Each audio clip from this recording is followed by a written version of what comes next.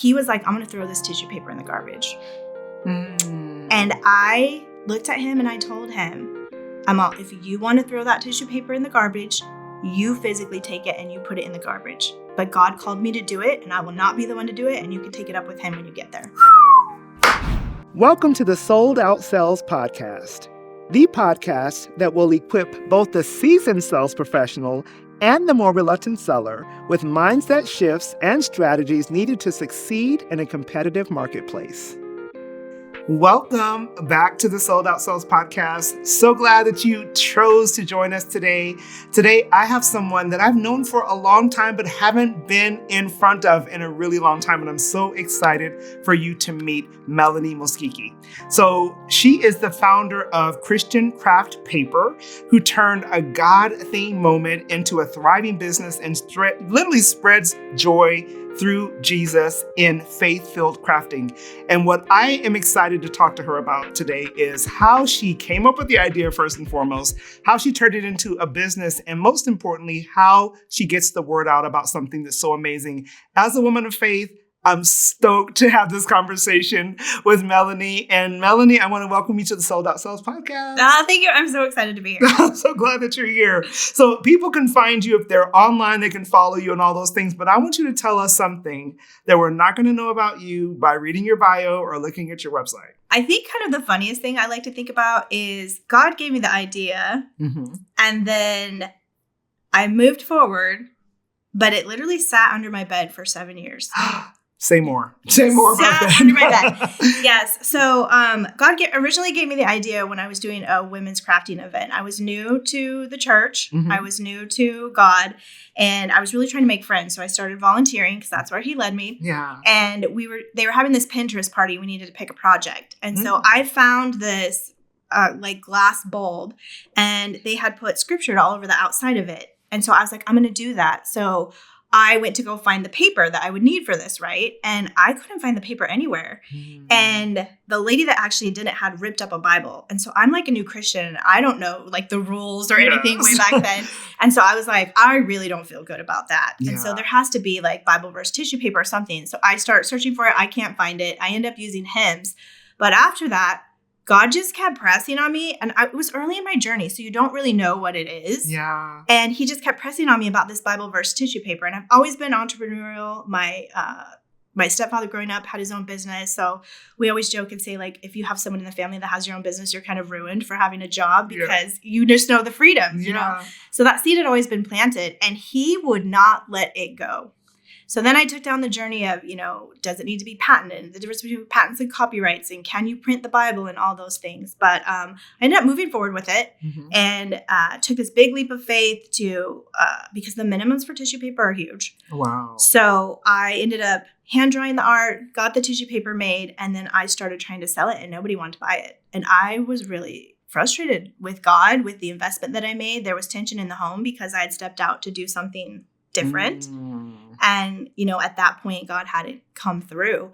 So I ended up shelving it, and I stuffed it under my bed. And for 7 years and 2 moves, we would move this tissue paper around. Wow. And the very last move we had, my husband and I actually got in this huge argument over it. And it literally came to the point, because I knew what God had called me to do. And I didn't understand at the time, like, how it all was going to work out, obviously. Right. But he was like, I'm going to throw this tissue paper in the garbage. And I looked at him and I told him, if you want to throw that tissue paper in the garbage, you physically take it and you put it in the garbage. But God called me to do it, and I will not be the one to do it, and you can take it up with him when you get there. Oh, wow. The tissue paper did not get thrown out. No, it was like, I didn't know what else to do. You fight this battle for so long, and I have nothing to show for it except God said. Oh, yeah. Oh, my God. So, it sat under my bed for 7 years. But what those 7 years was one, I feel like, well, at least for me, other people give different. God never shows you the whole path. No. He asks you to take a step and plant a seed.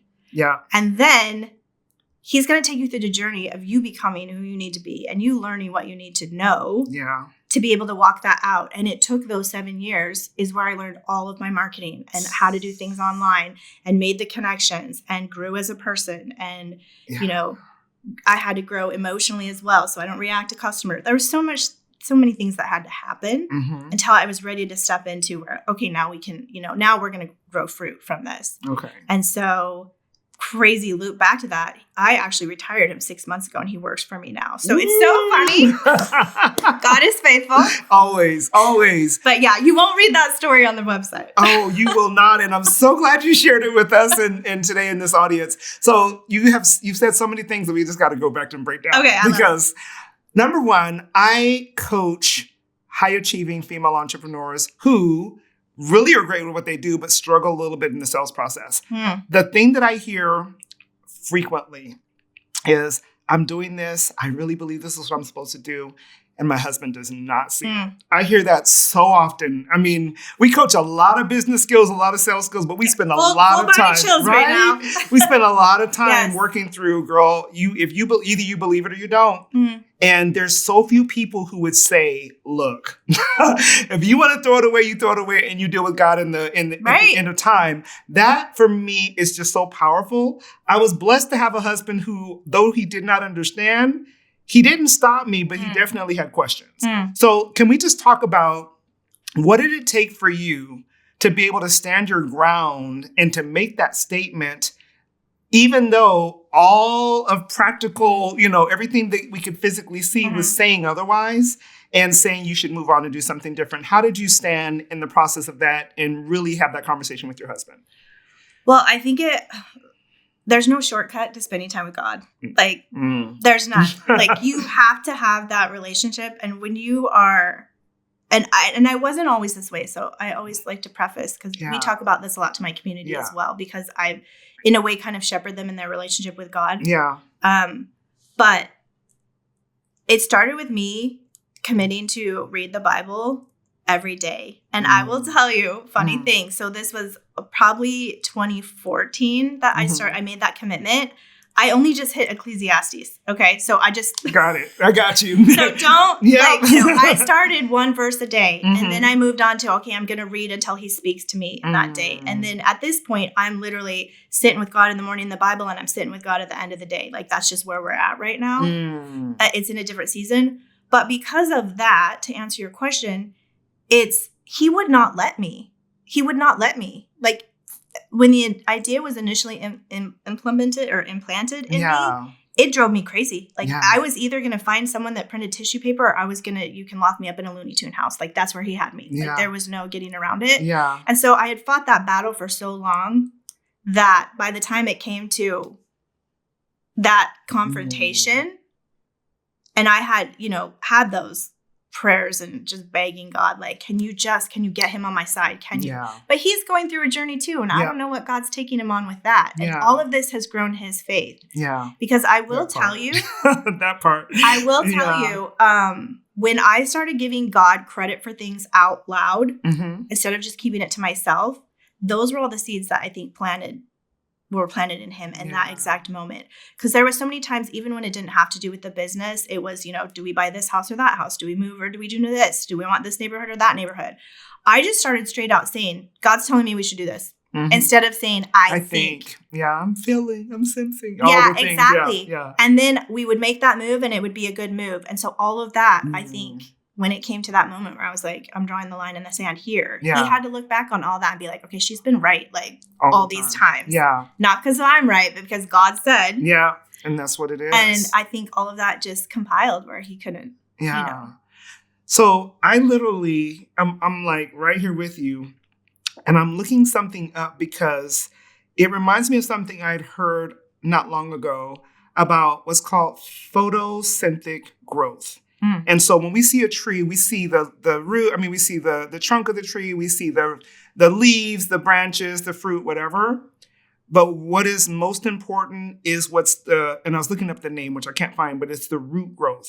So all we see is this and we think that's it. But all that happens, it happens in the dark. It happens in the quiet. It happens when, nobody's paying attention. And it happens when sometimes the tree still looks like it's this big, but those roots are growing really deep. and creating the foundation for us to be able to eat off of that tree. Yes. So what those 7 years were for you was that deep root growth. Yep. And the cool thing is when I see you like talking to your community and what's happened as a result of your business, people get to eat the fruit off of the tree that you allowed to grow in the 7 years. Yeah, I mean, I received that. Amen. For real, right? Look.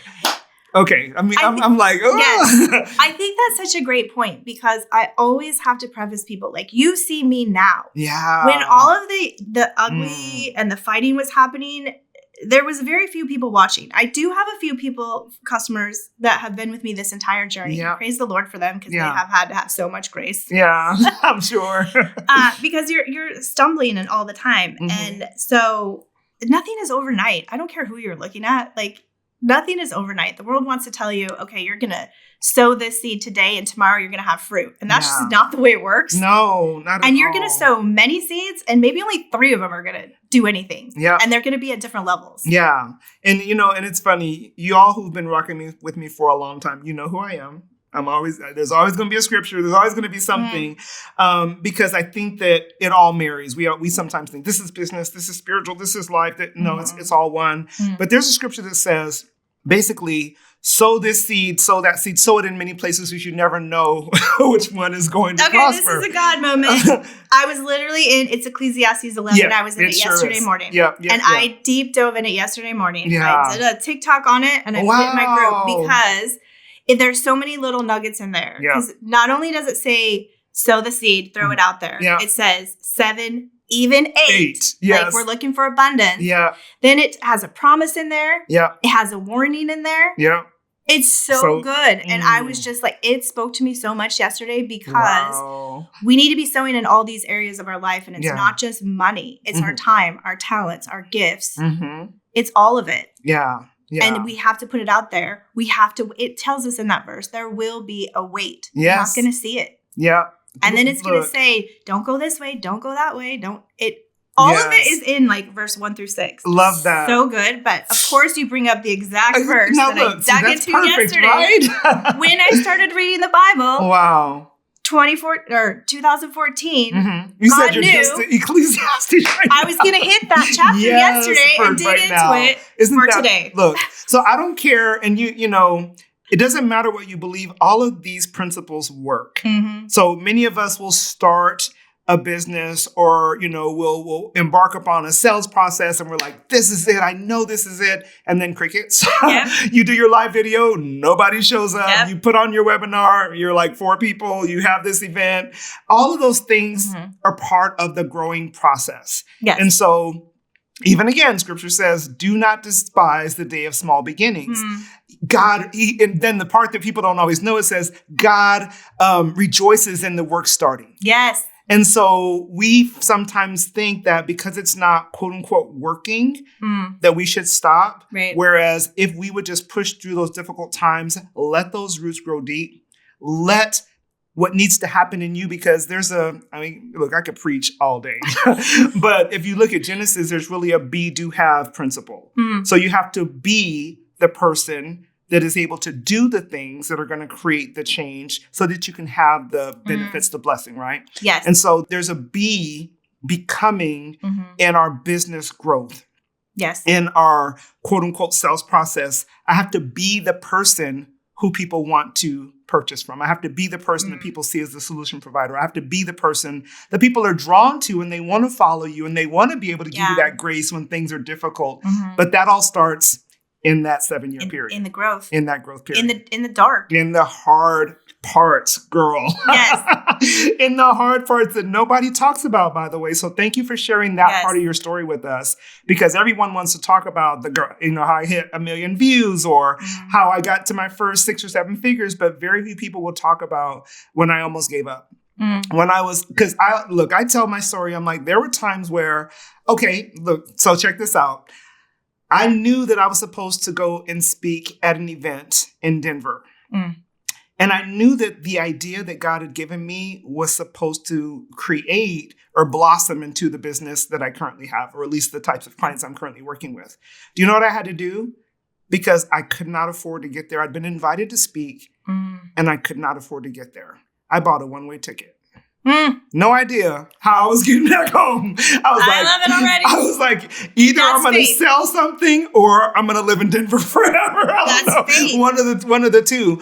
But if we really believe in, and listen to what we're saying here, if we really believe in the idea that has been birthed in your heart, if you really believe in the fact that I am called to serve this particular audience, I have the solution for the problem that they have.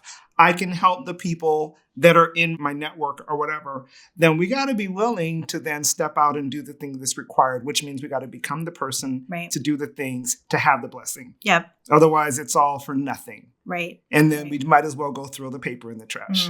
And you had mentioned that part about what really stands out to me is where you said God rejoices in the beginnings. Yep. And I think that's because that's when we have the biggest faith. And right? It's not until we start seeing the disappointments, the slow sales, the things that we thought for sure were going to close, then we stop our belief, or we at least don't have that amount of belief that we once had. Because look, we're all excited at the beginning. So good. This is such good stuff. Have you ever gone to a networking event or a conference and found that although you made great connections and you walked away with a stack full of business cards, you still didn't have a real plan for how to get a good return on your investment of both time and money? Well, let me tell you, having a networking and sales planner is a way for you to be more intentional about the way that you network. Hey, I'm Susan Gladstein. I'm a functional nutrition and metabolism specialist, and I got connected with Tish because she is a rock star at systems and sales, and so I downloaded the planner to help get my brain organized as I went through a rebrand and launched a new course, and it's really helped me sort of get things out of my head and onto paper so that I can actually do follow-ups and not just rely on my brain. So far it's rocking my world and making my business systems that were non-existent actually have some sort of structure. So I love it. It's amazing. And I'm so grateful that our paths have crossed. I've been working with sales professionals for almost 15 years. And one of the things that I find is that when they don't have a plan, they do nothing. They sit at their desk and wonder what to do. Well, with this networking and sales planner, you have profit-producing activities for every single day of the week. It tells you where to go, what to say, even gives you prompts as to how to interact with people that you don't know.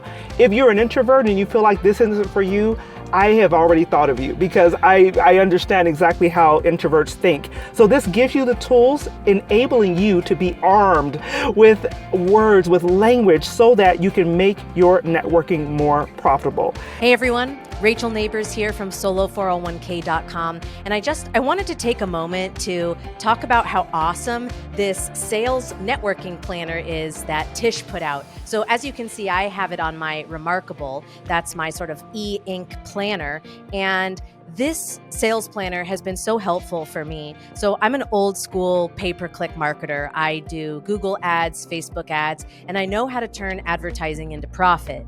But I didn't know how to turn network sales into profit. And when I met Tish, this woman literally wrote the book on networking called, Networking is Not a One-Night Stand. And she's put that experience and that energy and those valuable tips into this networking sales planner. And I just think that it can be so powerful for you in your business. I know it's been really helpful for me and mine. One thing that Tish told me is, Rachel, when you meet someone, put them into your planner and then follow up with them like they're a lead that you've generated on Google Ads or that you followed up with or that you've generated on Facebook. And that has been so helpful and transformative in my business. So thank you, Tish, for this awesome planner. Maybe you don't even like networking. You say things like, networking doesn't work. Well, let me tell you, when you have a plan in place, you have some intention, and you have the tools to be able to make it work, you will see a different result. My new networking and sales planner is a game changer. It's the difference between you going to an event, wandering around and walking away without any purpose and without any new money, and walking into an event with a plan, with a purpose, and being able to convert new clients into your business. No one wants to feel inauthentic and pushy or even salesy when following up, so frequently we just don't do it at all. Well, the profitable follow-up formula, which is in the back of your networking and sales planner, will give you the tools and the language and the frequency with which you should be following up so that it feels very authentic, it feels genuine and natural both to you and to the people that you're reaching out to. Go to tishtimes.com/planner to get your digital or physical version of your planner. Hi, my name is Cheryl James from CL James Consulting, and I just want to tell you a little bit about how awesome this networking sales planner is. I started intentionally networking at the beginning of this year, and I have been using my planner on a regular basis, not only to get inspiration, but to track the people I want to meet and the people I have met, and to make sure that I follow up with them from week to week.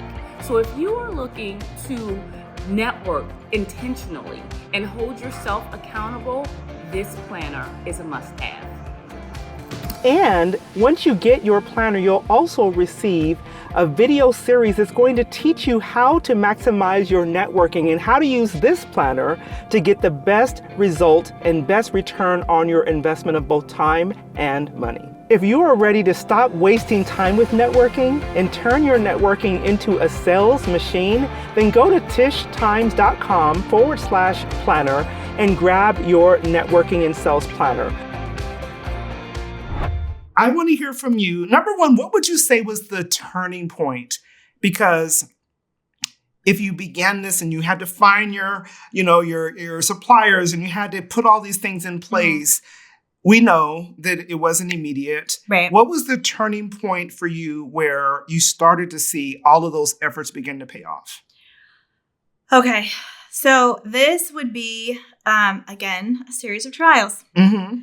Pre-COVID, right around COVID, Mm-hmm. I knew I needed to switch. So in those 7 years, what I ended up doing was marketing. That's I where was you about to and say I that's met. when we met, exactly. Yeah, that's where God was taking me through. You're going to learn how to promote things online. Mm-hmm. You're going to learn how to do email marketing. Yeah. You're going to learn how to do selling. You're going Wow. to learn how to do all. And I learned it from, he kept bringing me these clients that were like ridiculous 6-7 figure brands that I should not be working with at my level. Wow. But they were the types that had the connections that were like, okay, I know you don't know how to do this, but I work with the company that runs all the marketing for Proactive. We're going to put you with their team. You're going to learn it. Wow. Wow. What? How Wow. does that happen? Yes. Never. I learned everything about landing paging, sales, all of the online stuff I didn't know, how to run a Shopify store, all the things you need to have. And he put me in that for 3 years. I worked with that company, and she was so connected. Mm. And then she actually was in the process of selling her company, and that team was going to take over the marketing. So that it was at that point that we kind of had to separate. And so I knew like this transition was happening. Mm-hmm. And so he really just kept putting on me that I learned all this stuff now. Now I need to have my own thing that I need to sell. Yeah. And I actually ran in like 6 different directions because the tissue paper had not worked before. Mm-hmm. So I was like, okay, I'll sell Bible verse jewelry because I saw people having success for that. Okay, Yeah. I'll sell this. It was a train wreck because Yeah. what I was supposed to be selling was right in front of me. And it wasn't until I was like, okay, well, I have all this stupid tissue paper. Like literally that's where I was at with the tissue paper. And the stupid tissue paper under my bed. Like, how can I sell that? Yeah. So I rebuilt that. At that same time, literally selling everything, I had built up this Instagram under my original handle, which was Gift the Gospel. That was the original, Yes. and the theory was you would wrap your presents in the tissue paper, and that's how I was trying to sell it. Literally, I think it was 48 hours before Black Friday, my Instagram account was just shut down, Oh my goodness. taken away, all of it. Wow. And so I came out of that season just devastated. Yeah. I've lost my Instagram following. They wouldn't give it back. The paper wasn't moving. And I had already had this event that I was supposed to go to. Mm-hmm. And I walked into that event like the most defeated, depressed, just person. I'm here because God is telling me I need to be here, but I'm not expecting to get anything from this because Wow. I have nowhere to go. I don't know what I'm going to do. Yeah. And of course, the exact people that needed to be there to like speak life into me. And I remember this one girl, because we were sharing it. I'm the type of person, I'm pretty open. Like, I'm not a surface. Like, you want to know the dirt, I'm going to tell you, this is what's happening. Everything sucks. Right. So we're in this little group, and she's all, maybe it was taken away because it was headed in the wrong direction. And that was like the biggest lift off of me, because what she didn't know at the time is, because of the way I was positioning everything, I was running into all these theological people that were theologically arguing with me about different products. Yeah. And it was so icky and gross. Yeah. And I didn't want to be in that avenue. And so for her to say that, I was like, okay, if I went in this direction, then that's going to remove all the theology. Yeah. Because I was doing like kids' journals and stuff at the time. And it just was a mess. And so that was the first seed. And then my other issue was, because of the tissue paper men's were so huge, I couldn't keep investing in one design. And if it flopped, then I would just have like reams and reams and reams of this tissue paper. So I needed to figure out a way to have multiple of the different designs. So it just hit me when I was at that conference. I'm trying to sell this as gift tissue, but I'm personally using it as decoupage tissue for crafting. Yeah. Why am I promoting it to that audience when they, I'm using it for this? So I was like, I went back, and I kid you not, I left that conference, and in the airport while I was waiting for my plane, everything just clicked. I'm going to call it what it is. It's Christian craft paper. I'm going to sell decoupage napkins. I'm going to sell tissue. And I rebuilt everything in the airport before my plane took off. Got the URL, rebuilt the website, everything. Wow. And so that was the biggest turning point. And when I did that, my people found me. So complete wrong direction. Isn't that amazing? There's a woman named Dr. Cindy Trim. She asked this question that, to me, is the most pivotal question I've ever heard in my life. She said, what's the one thing that could change everything? That was your one thing. Yeah. It's like that one, it's just a pivot. It's not like you changed the whole brand of what you're selling. It's just the way that you're positioning it now. Yeah, everything changed. That's amazing. It was crazy. So you said your people started finding you. Tell us, how do people mostly find you now? Because we sometimes think there's not a big enough audience for what I'm trying to sell. They'll never be able to, but quite obviously there is. Tell us, how do people generally find you right now? Yeah, so that was another battle. Okay. I did not want to be the face of my brand for multiple reasons. I heard you talk about that. I think you either did a video or a post about that. I remember hearing you talk about it. Yes. Yeah. Like, my ideal thing was like, I'm going to find some Martha Stewart crafter. Yep. She's going to use my stuff. And it'll be great. And everybody will want it. God was like, nope. Yep, not it, right? No. So I had to start doing the tutorials myself. And the challenge with that for me, again, it's a belief system. Yeah. Was I wasn't good enough. I am not the aesthetic crafter. Yeah. I constantly make mistakes all the time. Like a human. And that, I don't have the time to edit them all out. Yeah. Because at that time I was a one-woman show. And so I just had to get up there and start doing it, because literally he was not letting anything happen until I stood up and just started doing the dang crafting. Yeah. And so it's YouTube and Facebook are probably my biggest audiences. I go live every Tuesday at noon to do a different tutorial. But what I have found over the years is the thing that I thought was my Achilles heel is actually where my power comes from, because my audience are me. Yeah. They're the people that mess up every time they craft. Wow. They're the messy ones. They like me because of that. Because same thing when I follow a huge crafter and everything looks beautiful and there's no mistakes. I can't do that. I suck, Yeah. And so I'm the relatable, quirky, awkward one. Like, those are my people. First of all, thank you. Thank you. Because there are many of us who are like, oh, that looks great. I could never do that. Whereas I'm like, ooh, I could actually do that. And look, if you're listening to this and you're like literally hearing what she's saying, there are people who are looking for the imperfect. They'd rather have the complete than the perfect, right? They'd rather have someone who they can relate to, who cares about them, who sees their hearts. Stop stopping. Just do the doggone thing. And for me, I say, entrust that God is giving you exactly what you need and will attract the people. And people many times will see me and they're like, oh, you got it all together. I'm like, girl, you don't even understand. Same thing you're talking about. I was like, well, there's no way. When we started I've been doing sales coaching for many years, as you know, right? But there was this thing in me that was like, these 6 and 7 figure business owners, they would never want to work with me, or I couldn't serve them at that level because I'm still right there myself, or I need to be far ahead of them or whatever. And it's interesting how if you'll just surrender, if you'll just submit to what you're supposed to be doing, how many doors will open. I never asked this question. You're literally the first person I'm going to ask this question to. And I hope you're willing to share this with us because I think it's important for people to hear this. Okay. Tell me what has happened in your business. And if you're willing to share even general numbers, because I want people to know that you went from having a business under your bed to where you are right now. It's been the craziest journey ever. And so we started, I pivoted 3 years ago. And that year that I pivoted, I missed 6 figures by $4,000. Wow. And so also what happened, I landed in the hospital the end of that year for an entire week. I literally almost died. I went septic in the emergency room.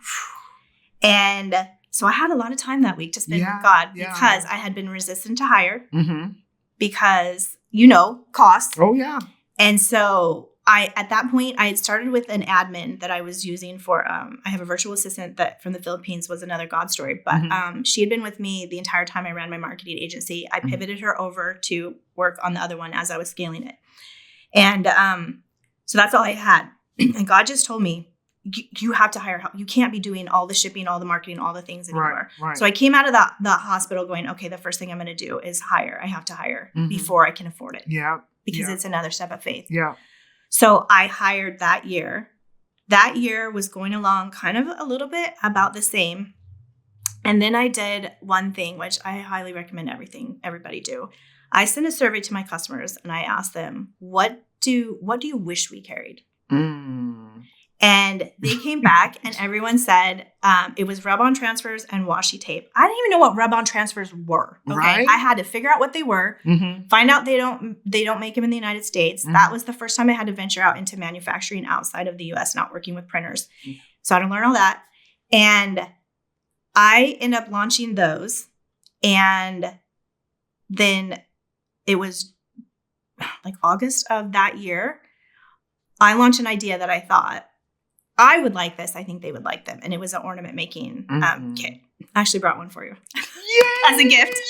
I'm so excited. It went like mini viral. I exploded. So prior to that, I think we were sitting at the year, like maybe $200,000. We ended up hitting $500,000 that year. Wow. So that was 2024. Yeah.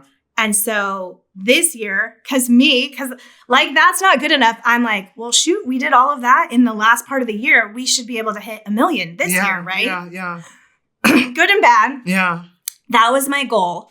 I pulled the numbers on Monday. I think we're sitting at 777,000. God willing, we'll hit it. Yes. This economy is not last year's economy. We're about to hit the holidays. You're going to hit it. I speak it. You're going to hit it. I know. Yeah. I received that. Yeah. But the economy is not the same economy as last year. True. So but we don't live in the same economy that everyone else does. Amen. Okay. I received that. Yeah. I received that. Yeah. I'm sorry, y'all. Let's just look. We're just having a moment here. You are not bound by what the society declares. Amen. So I did set a big lofty goal. Yeah. But I have learned so much this year. Our staff has grown. I have multiple shippers now. I have packers. I've handed over design. My shipper, we moved into design. Yeah. So we've made like a lot of changes, but I feel like I do have to share this lesson because I'm the worst at this. You have to stop and celebrate. Yes, please. My designer was the breath of fresh air. I brought her in as a shipper. And at that time, again, like God will just bring you the right people if you just pray. She was just a bubble. She still is just a bubble of fresh air. So when we were drowning last year in all these orders, because y'all think like the water faucet turns on and everything's great. No, the water faucet turns on and you drown. Yeah. Exactly. Like you're forced to learn everything really quickly because customers are expecting Amazon shipping like the next day. Yeah, today, please. This afternoon.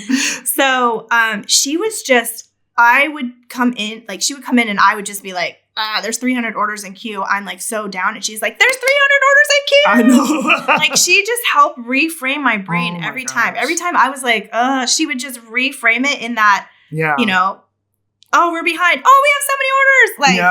So now I'm more like that person. Love it. But I needed that person because I didn't have it in my husband. Yeah. So you have to have a cheerleader. I don't care who it is, but you need to have a cheerleader in there to help reframe your mind. And then that changes everything too. Yeah.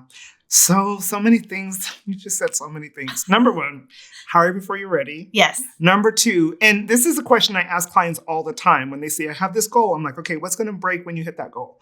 Because we don't always think about the fact that all those orders come in and it sounds like, woo, it's like, but you got to figure it out, so you can move to the next level. So you created and put systems in place so that you could actually, fulfill what you've promised. And then you got the right person. Getting the right people in the business makes all the difference in the world. We're so close to being out of time, and I just hate it because this is so good. Definitely have to have a second conversation. I'd love to talk to you on the other side of the holidays and really hear how it went, because I want to celebrate with you online when you hit your million. That's a date. Yes. That's a date. You know what? That's a date. Look, that's a date. Let me just say, and I'm literally feeling myself getting emotional. Give me a second. Okay. I am so proud of you. Aww. I am so proud of you, because I remember meeting you when you were doing well, but you were in the process still. You were learning and doing the marketing. You were helping Nabo. There was just so many different things that I remember seeing you. And again, I've been one of your silent supporters, just watching that business just blow up and seeing what God has done in you, with you, for you, through you. And I'm grateful for the people that have the opportunity to be in your community and really receive from you.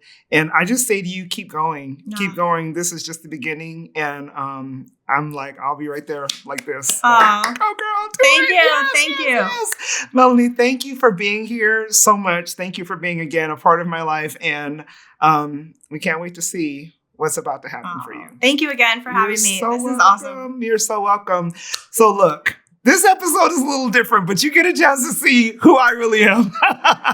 And I hope that you'll extract the lessons, even if you're just like, oh, that's too much God stuff. You know what? It's okay. Extract the lessons, put something in practice that you learned. I promise you, if you will put some of these lessons in practice, you'll be reaching out to me going, oh my God, that episode with Melanie was so great. Thank you for doing it. I promise you, put something into practice that you learned. Let us know what you got from this episode, because her story is a straight up miracle, absolute miracle, but you can have the very same thing.